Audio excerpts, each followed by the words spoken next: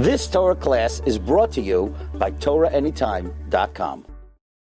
So today we're going to discuss about Shlomo HaMelech and the building of Beit Hamikdash. We already know how powerful the king Shlomo is. We know how he has control over all of the ministers, all of the super beings, Ashmadai, great eagle. You remember? All the great eagles. And donkey, of course, the big horse. And we have, Baruch Hashem, a lot of power that Shlomo HaMelech has. So he's already 4 years a king. He's been king for 4 years. And he decides it's time to build Beit Hamikdash. This was the main accomplishment of Shlomo HaMelech, was the building of Beit Hamikdash. This is the first Beit Hamikdash. And Shlomo HaMelech is ready to go.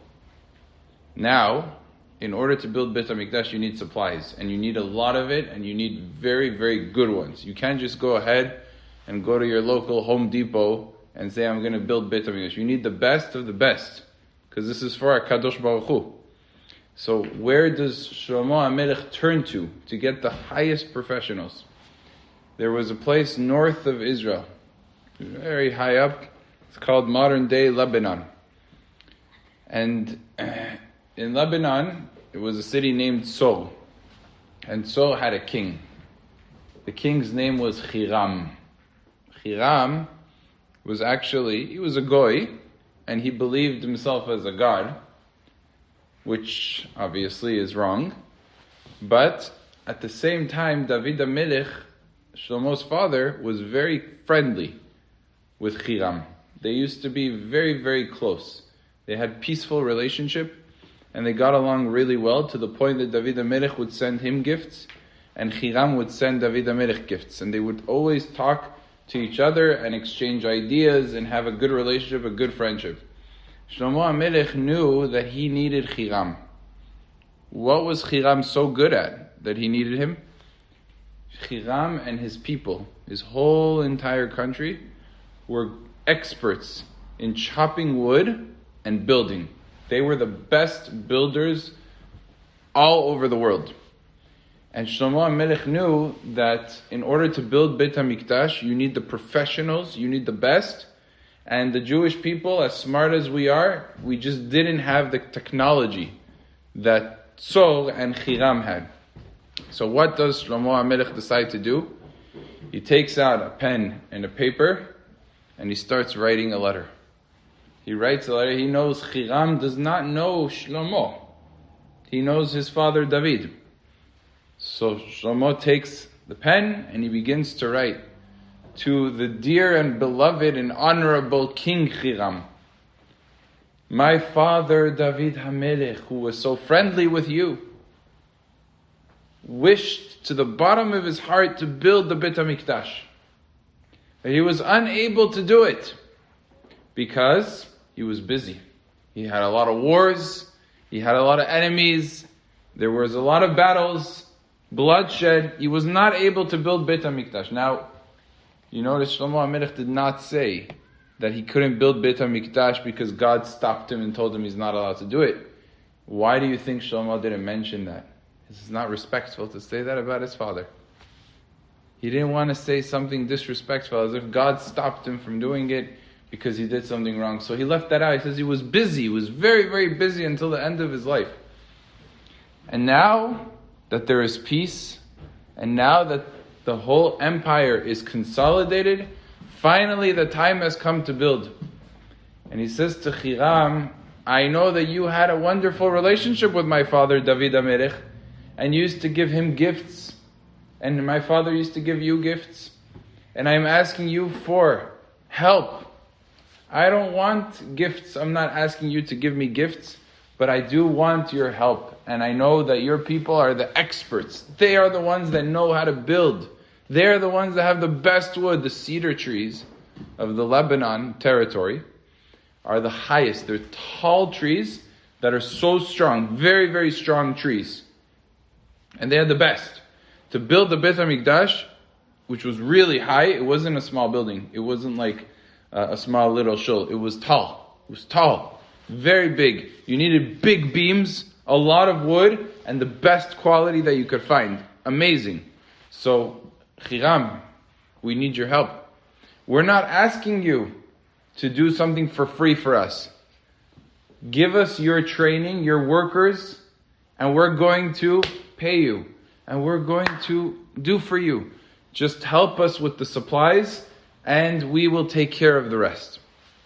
And Shlomo HaMelech explains, why does he need this Beit HaMikdash? What is this Beit HaMikdash? And he explains to them, we have to bring sacrifices, we have to offer spices in the Beit HaMikdash, and there's going to be a lot of Kohanim working in the Beit HaMikdash. All of this is necessary because why? Because we are the nation of the great God. And for the great God, we're not going to do medium. We're not going to do something that's not exactly 100%. We're going to do the best, the biggest, the wonderfulest, the most beautiful Beit HaMikdash with gold and silver and the best. He sends this letter to Hiram, signed Shlomo HaMelech. Now, Hiram is not Jewish. So on the one hand, he could just say, I don't know, Beit HaMikdash, I think I'm God. So why would I build? But Hiram loved David. And it was good. Because when he got this letter, and he starts reading it, immediately he saw that the son of David HaMelech was a wise man. How did Shlomo start the letter? He didn't say, I want this, I want that, I am this great king, I'm so powerful, I'm so mighty, I could do this. He didn't do that.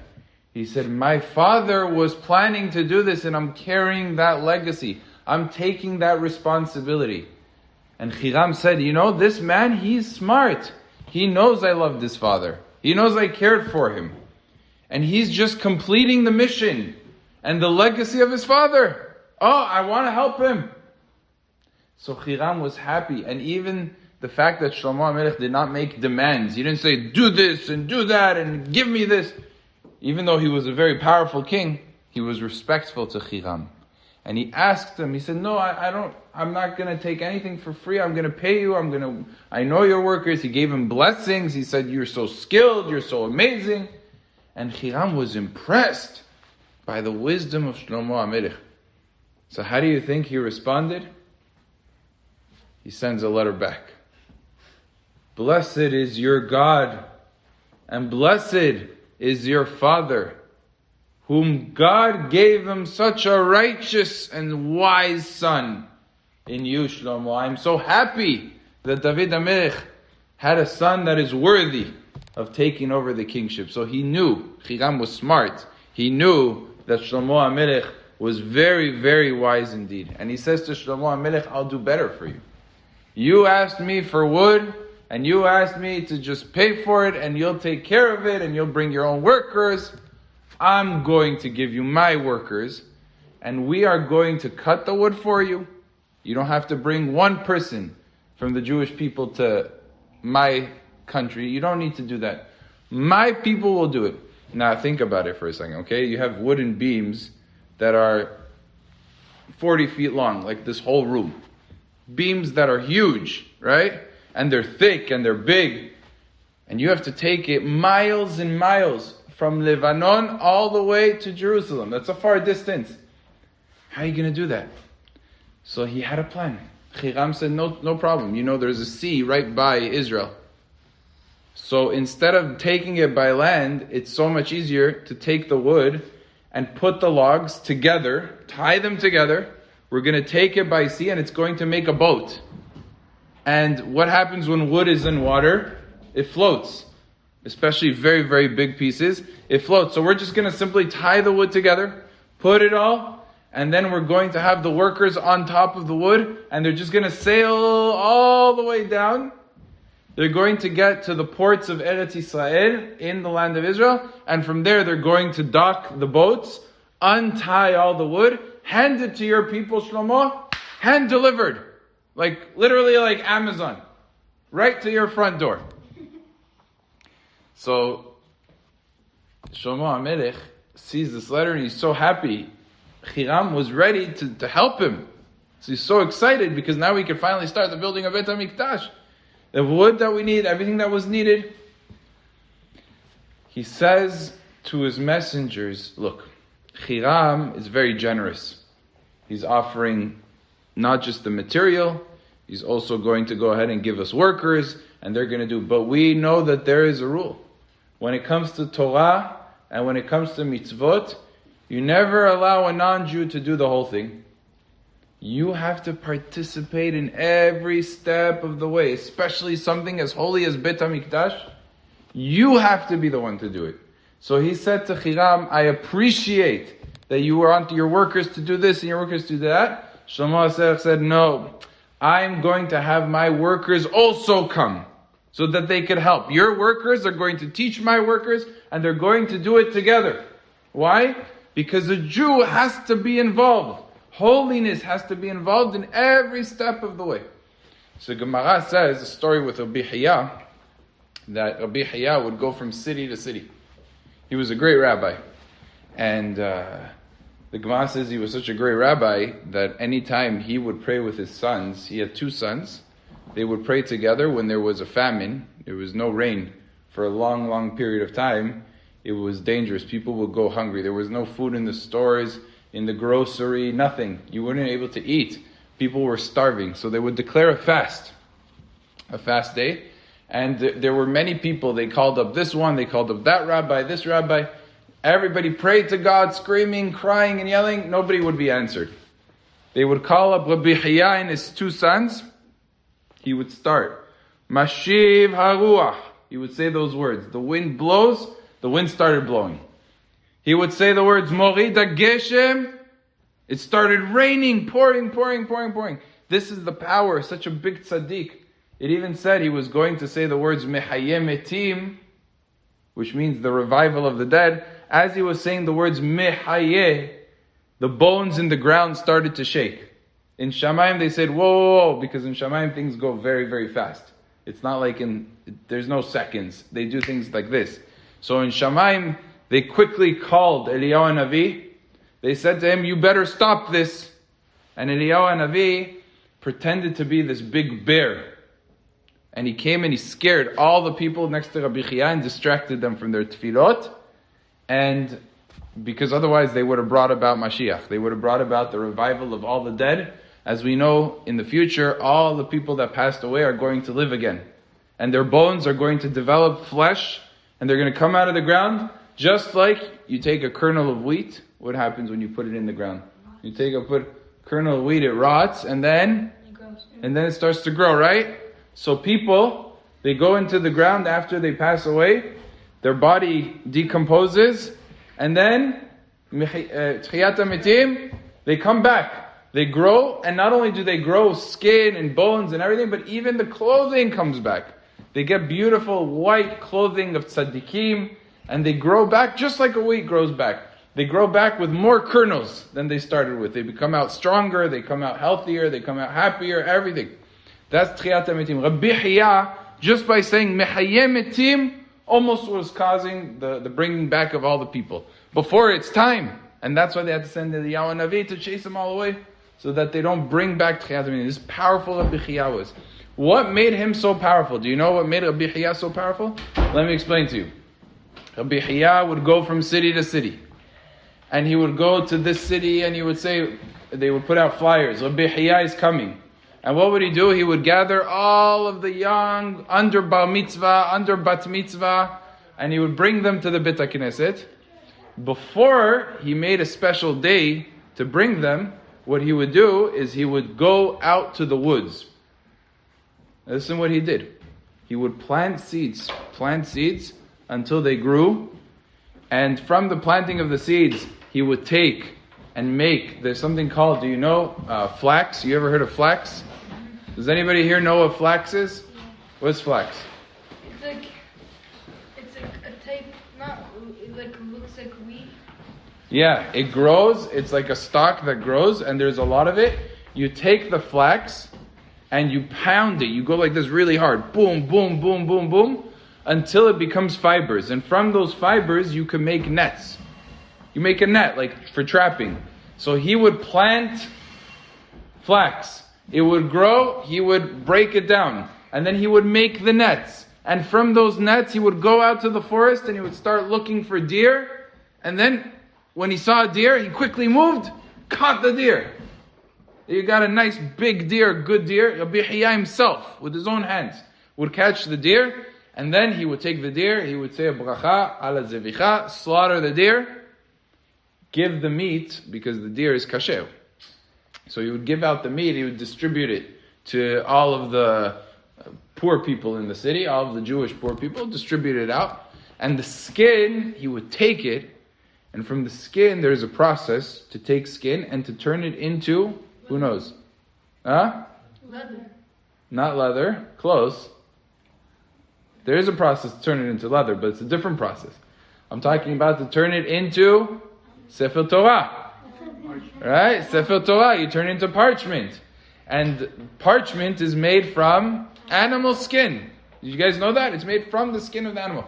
So you take the parchment, and he made it into parchment. He would write on it the whole Sefer Torah.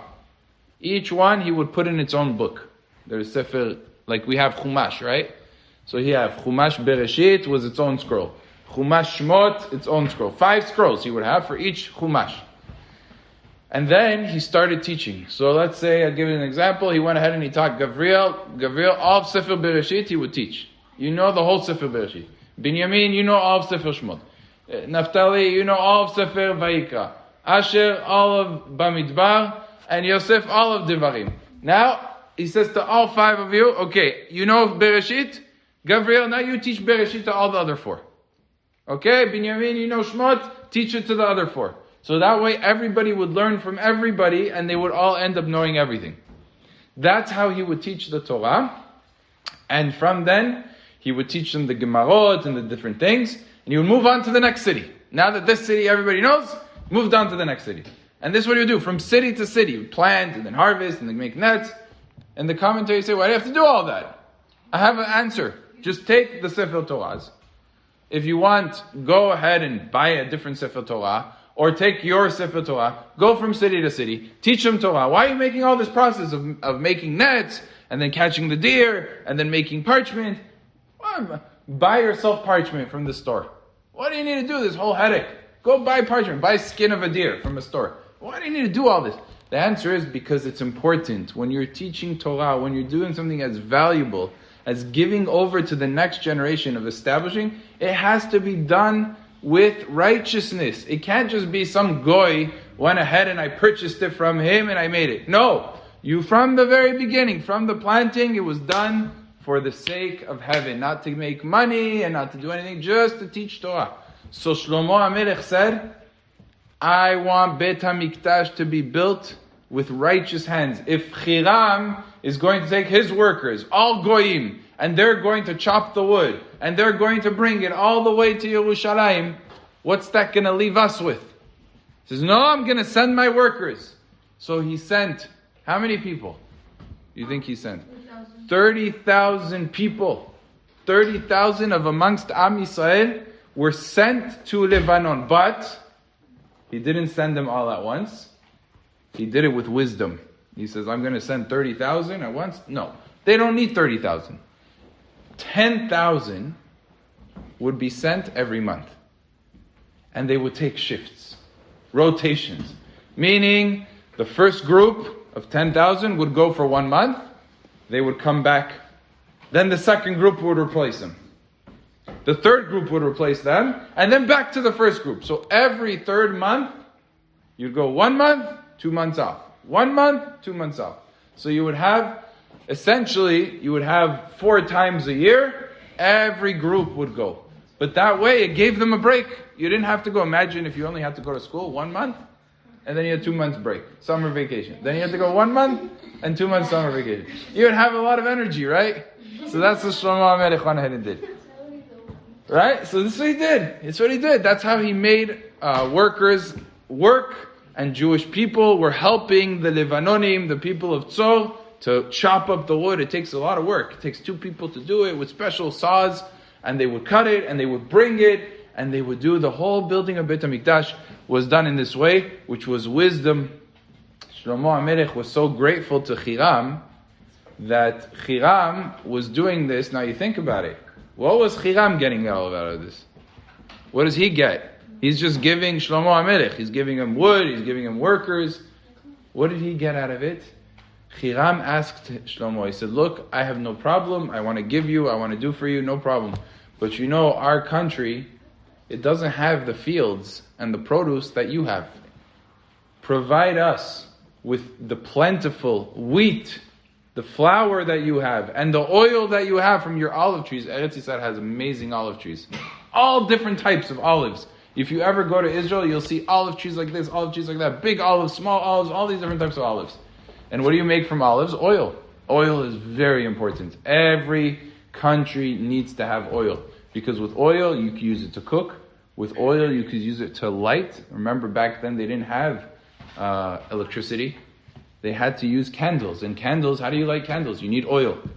So oil was extremely important, and they did not have enough in Seoul. So Hiram was short. And he says, Shlomo HaMelech, I know you have so much. I'll give you the wood, you give me the oil and the flour. And Shlomo HaMelech said, absolutely, no problem. And he would send them a ton, so much wheat, so much. He would send them of oil that it lasted as long as he was sending him workers and wood.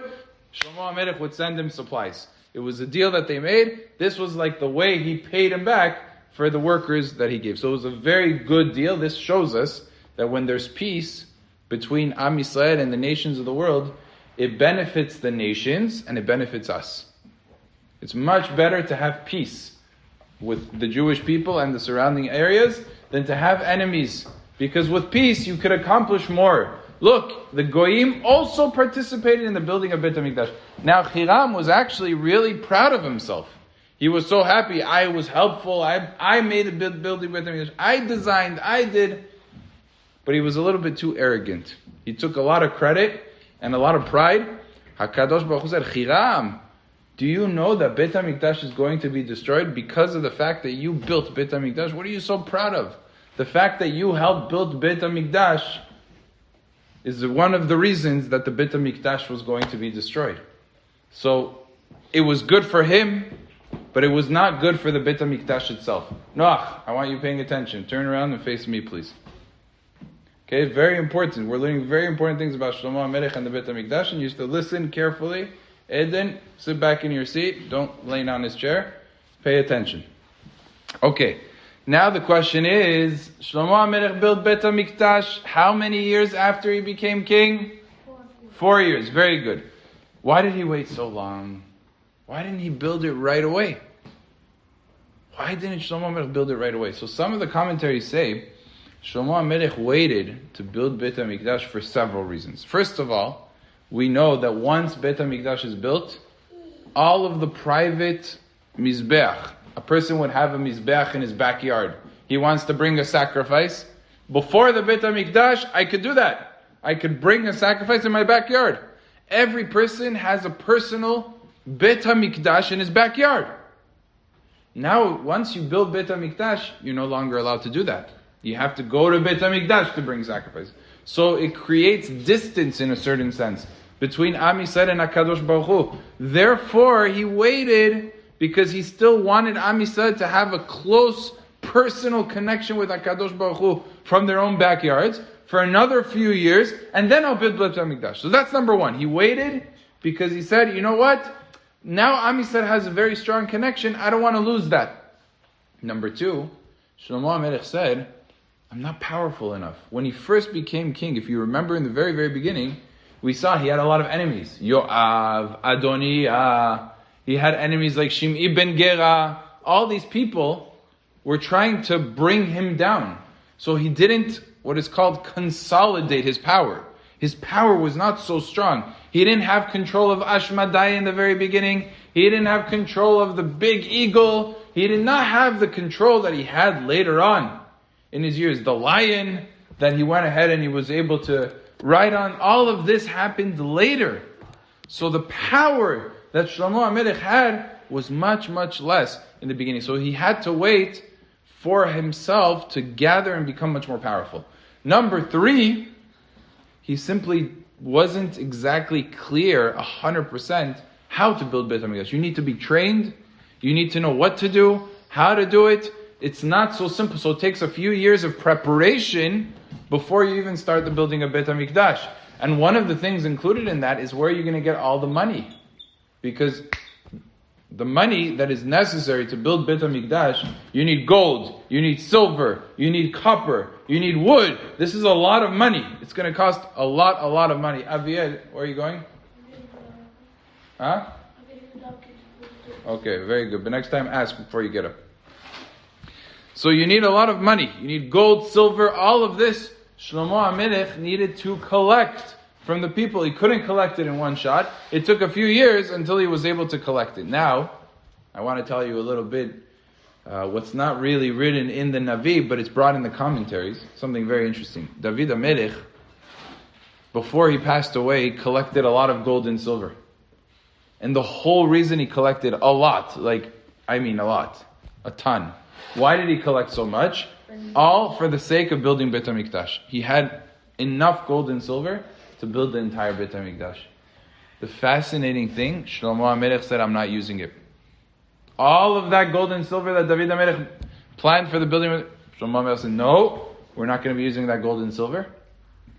And everybody asked, why not? If you're waiting to collect gold from the people, why don't you just use the gold and the silver of David HaMelech? In a second. No. Yes? Because he got it from whenever he won wars.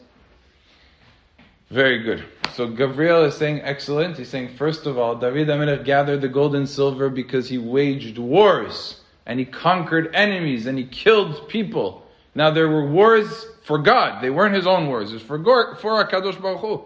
But money that was captured through war is money that is not fit to build Beit HaMikdash. Beit HaMikdash is peace. It's not war. So Shlomo HaMelech said, I cannot use this gold and this silver. It's going to have to be for a different time. Second of all, there's another reason, because Shlomo HaMelech already knew that in many, many years later, Beit HaMikdash is going to be destroyed. And if he uses the gold and the silver that he built Beit HaMikdash with from the treasuries of David HaMelech, what are the Goyim going to say? You want to know why Beit HaMikdash was destroyed? Because our gods, they're false gods, are angry at David for taking our gold and the silver and building with it Beit HaMikdash, and they paid back the Jewish people, and they went ahead and they took revenge. So Shlomo HaMelech did not want anybody to say such a thing. He did not use any of the gold and silver that were from the nations that David HaMelech wiped out and destroyed. He didn't want that. So that's number 2. Why didn't Shlomo HaMelech use it? Number 3, you have to know something about David HaMelech. David HaMelech, during his time frame, had a big famine. 3 years, the Jewish people were starving. People were dying from starvation. David HaMelech held on to gold and silver. He could have given it to the Jewish people. You know why he held on to that gold and silver? Because he said, I want it for building Beit HaMikdash. I can't give it. It belongs to HaKadosh Baruch Hu. I'm not going to give it. People were dying. People were starving. And David HaMelech held on to the gold and silver. Shlomo HaMelech said, I don't think God wants me to use this gold and silver. This gold and silver should have been used to give to Am Yisrael when they needed it. When they sorely, badly needed it, it should have been given to them. And David HaMelech held on to it, kept it. He says, no, we need this for Beit HaMikdash.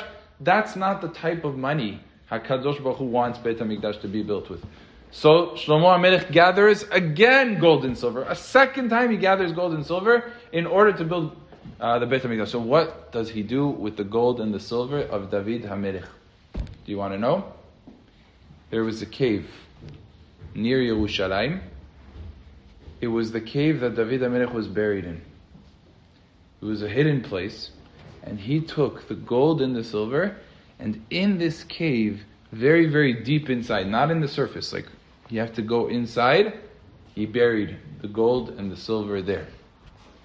And it was buried secret. Nobody knew where it was except for the children of Shlomo and the descendants of David HaMelech. All of those years, Shlomo HaMelech, when he gave over the kingship to his son, he told him, and his son to his son, and so on and so forth.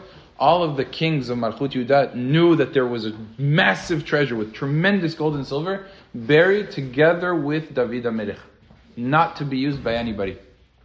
When the first Beit Hamikdash was destroyed, and the kingship and the line of David HaMelech was forgotten, the gold and the silver vanished. Nobody knew where it was. Nobody had that secret to know where to look for it. So it simply disappeared. But it exists, but it disappeared. Until the second Beit HaMikdash. In the times of the second Beit HaMikdash, if you remember, about 200 years in, there was a period known as the Chashmonaim. Right? In the miracle of Hanukkah, we have the Chashmonaim, the Maccabim, as they're called. And during that time frame, Antiochus was going to attack the Jewish people.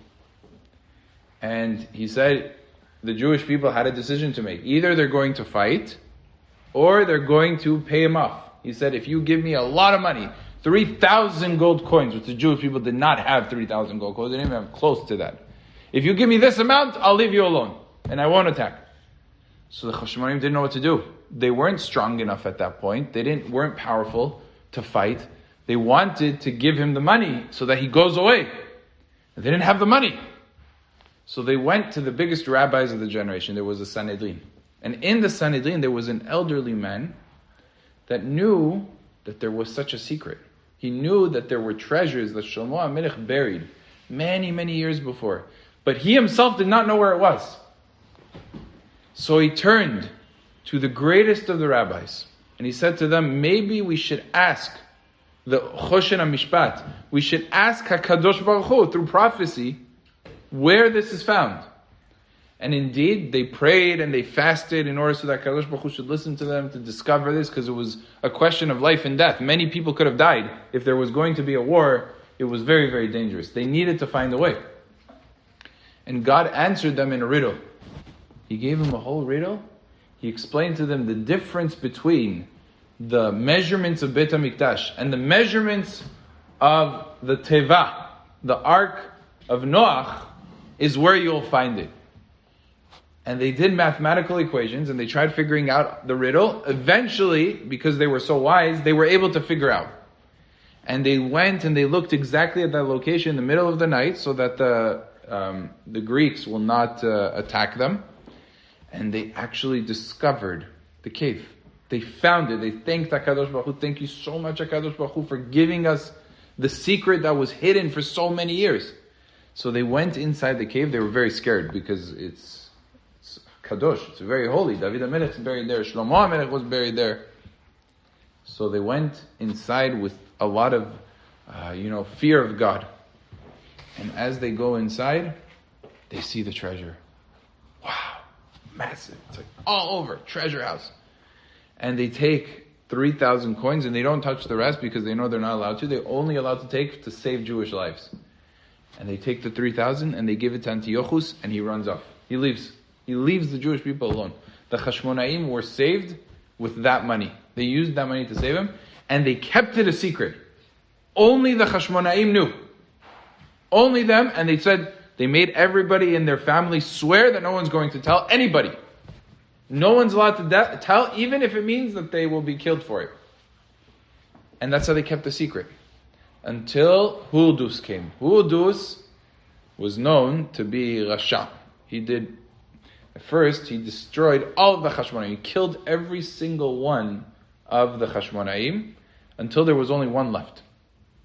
And Huldus wanted to kill that one too. And he was afraid for his life, this person.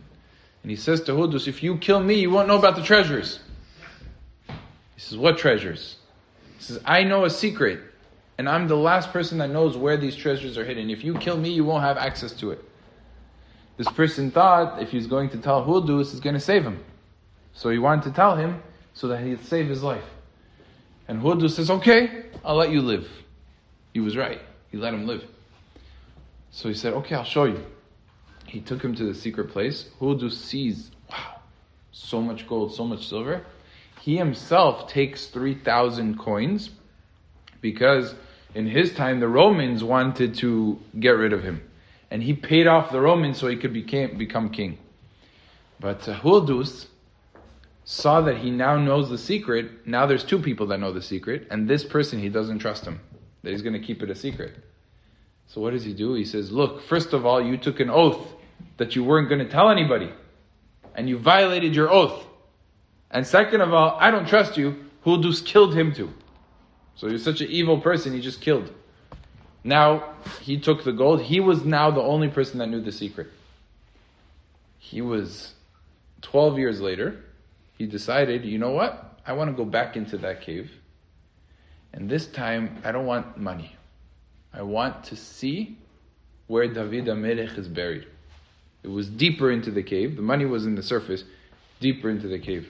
But he was a little bit scared because he knows that places of such holiness you can't just walk into. So he decides, he thinks, what do you mean? I'm like David HaMelech. Anybody knows the history, even though Huldus killed off a lot of the Hashmonaim, he wanted to repent. So he asked the rabbis, what should he do? And they told him, build Beit Hamikdash. And Huldus actually changed his ways and built Beit Hamikdash. He improved the structure of Beit Hamikdash to what we have today. What we see in the Kotel, that was Huldus who went ahead and built that. That was something very, very marvelous that he did to restore the Beit HaMikdash. So Huldus said, you know what? I'm also like David HaMelech. I'm also like Shlomo. Why would I not be allowed to enter? And he decided he's going to go into this cave. But he planned ahead. He took two people with him. Two, let's say, 20-year-olds. And because a cave, I don't know how many people have been in caves, but caves are extremely dark. You can't see anything. You need to take fire with you. Without a fire or a flashlight today, forget about it.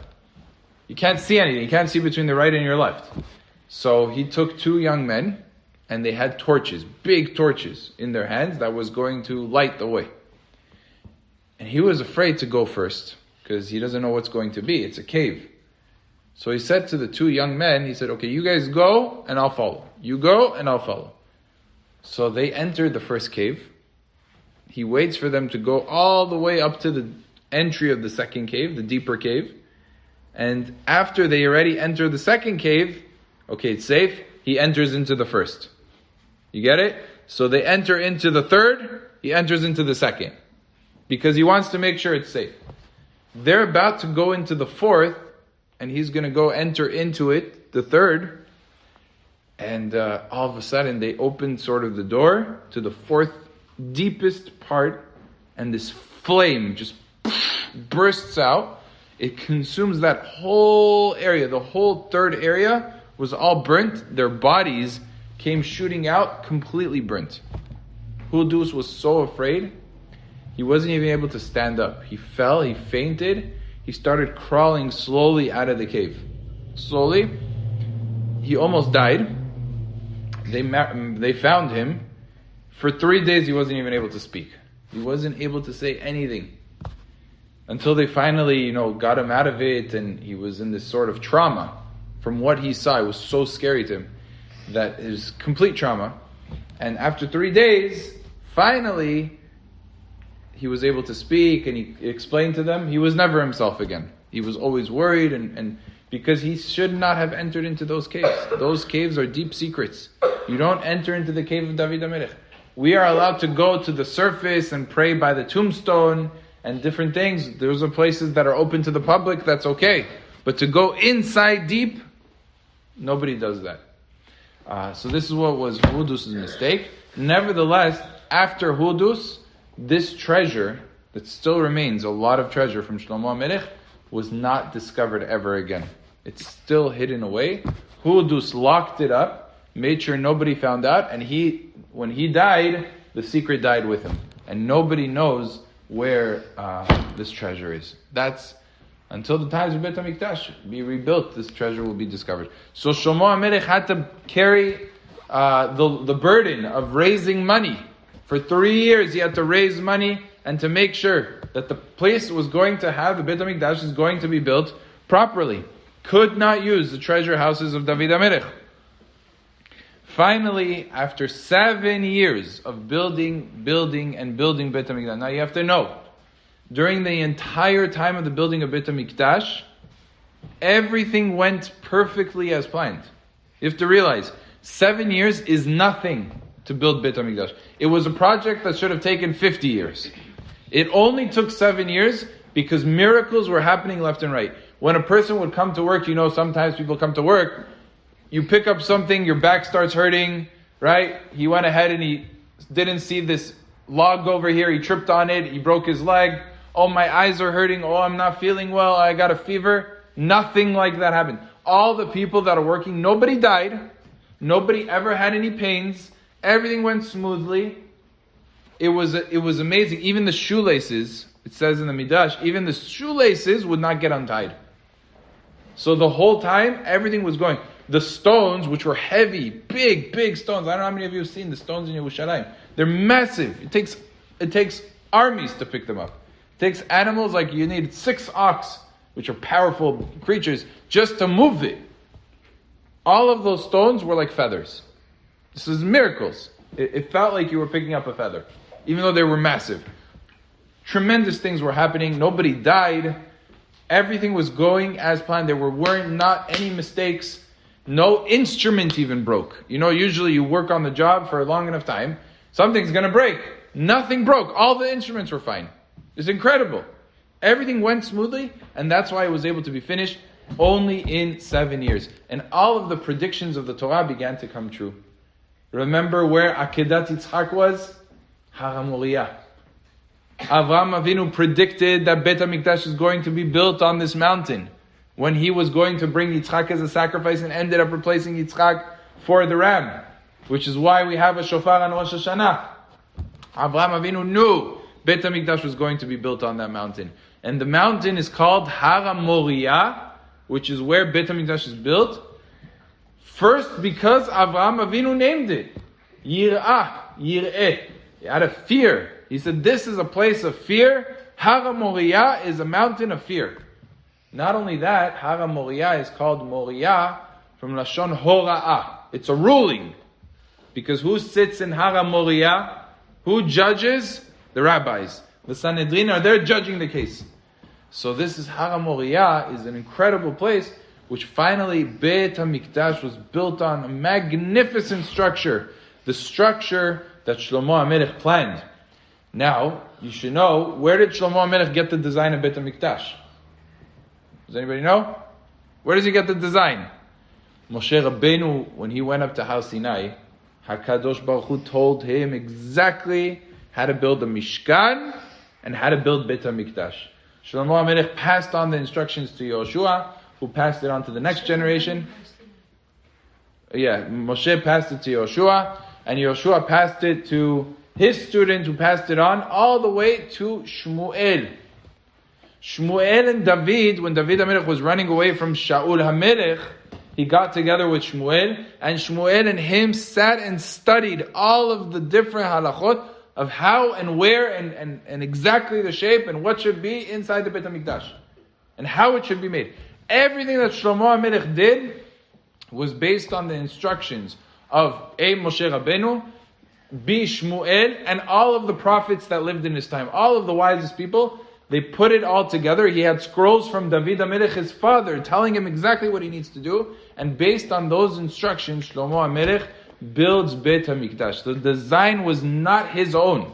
It was based on the instruction of God. For example, I'll give you an example. Windows of Beit HaMikdash, usually windows faced from the outside, they were very thin, and on the inside they opened up, because that provides you a lot of light inside. And the Beit HaMikdash was the other way around. The windows had little openings on the inside and wide openings on the outside, to tell us that the light of Beit HaMikdash goes out. And the Beit HaMikdash doesn't need light from the outside. It itself provides light to the world. So that's one example. Another example, Shlomo HaMelech had secret chambers in Beit HaMikdash where he hid. To be able to hide the various instruments, he built secret chambers inside the Beit HaMikdash, and that was actually used to this very day to hide the Aron. The Aron of the Beit HaMikdash was hidden in one of these secret chambers, and it's still not known where it is. It still has yet to be discovered. So he hid it really, really well. It's not like when we hide a afikoman, you look a little bit and you're able to find it. No, it takes a lot of effort to be able to find. And lastly, there was tremendous amount of the divinity of HaKadosh Baruch Hu guiding the entire process. So after the 7 years, on the 11th year of the reign of Shlomo HaMelech, the Beit Hamikdash was built. And we're going to see Be'ezrat Hashem next week what happened when he finished the construction and he wants to enter into Beit HaMikdash with the Aron. He seemed to have had a big problem getting in. And that Be'ezrat Hashem we'll discuss next week. You've just experienced another Torah class brought to you by TorahAnytime.com.